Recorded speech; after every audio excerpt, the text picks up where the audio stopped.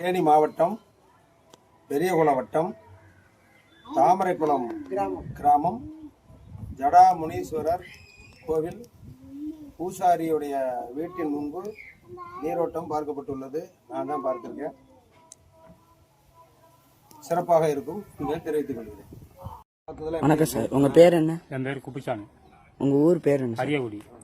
உங்களுக்கு இது மாதிரி ஒருத்தர் ஊத்து பாக்குறவர் இருக்காங்க அப்படின்னு உங்களுக்கு சொன்னவர் யாரு? இன்னொரு தெருவுக்கு இப்போ எங்கள் ஊரில் 2-3 பேருக்கு போட்டிருக்காங்க.